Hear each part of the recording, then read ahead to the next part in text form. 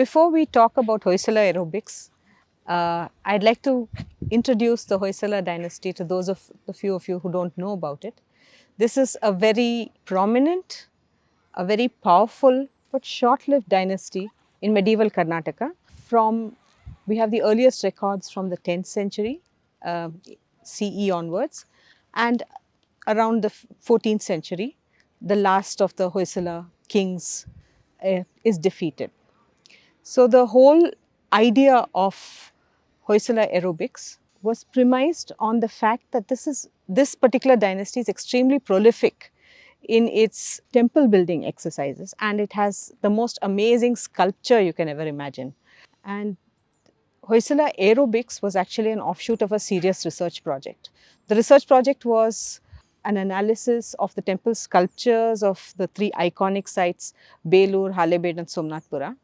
When we were looking at examining the dance and music sculptures at the Belur temple, the Madanika is of course featuring very prominently because everyone knows about them. They're really famous in Karnataka. One of the things was to look at the postures.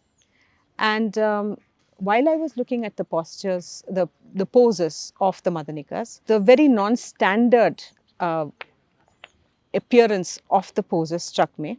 And to my surprise, I found that almost none of the poses were static poses. I mean, you couldn't hold them for very long because they were just arrested motion. They were poses that could be captured only when a person was moving, and it's at the point of amplitude, the maximum amplitude, when the pose moved to a certain point and was returning.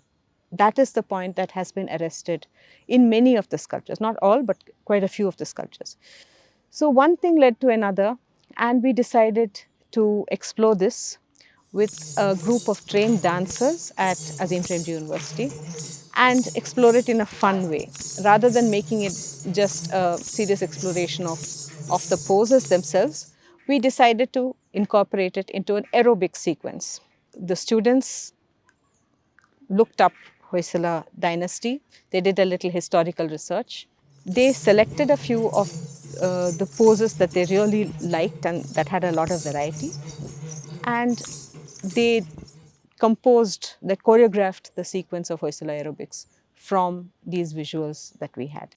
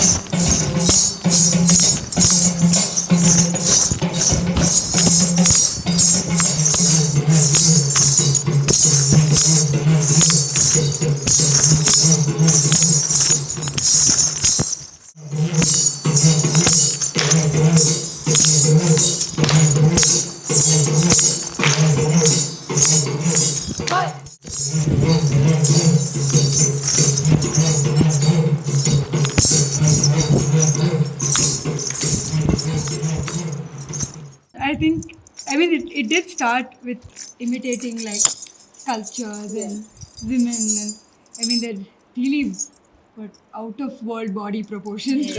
And it was nice to bring in dance so that it fits all body types, kind of thing. Yeah.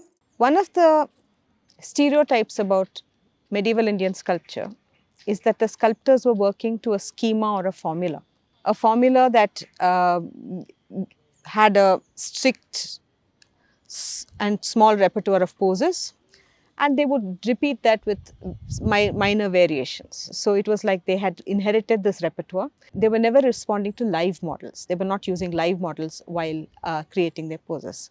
And the Belur Madanikas proved that particular theory wrong, because each of the poses are so complex, each of the poses are so complicated, that there is no way that there is a standard issue schema of poses that the artist was referring to. It's quite clear that the artists were responding to individual live models, possibly the dancers who were already there at Belur by the time the Madanikas were commissioned. And the poses have this incredibly complex balance of, the contraposto, the weight shift is something that's extremely complex, too complex to just work on the basis of a formula. You have to work it out on the basis of actual observation. So I think the Belur Madanikas prove that artists, the sculptors were actually observing and drawing from nature. That is, they were drawing from live models. One thing that amazed me a lot about the Hoysala aerobics was how graceful the dancers are and how the movements cannot be captured when the dancers are in a static position. My favorite pose was the thorn pricking pose. Yes. I never thought someone could turn someone plucking out a thorn into a sculpture.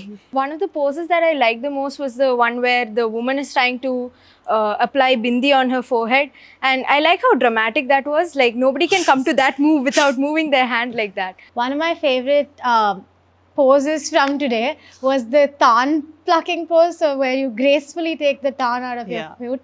So I felt like that was really, really nice. I like the hair washing pose. It was silly and so real that even like medieval India artists were capturing it. While this is not mainstream history pedagogy, I really think this is a fun way of applying insights that happen during historical research to a more popular audience, and to get students excited about aspects of research and to embrace them in a creative manner.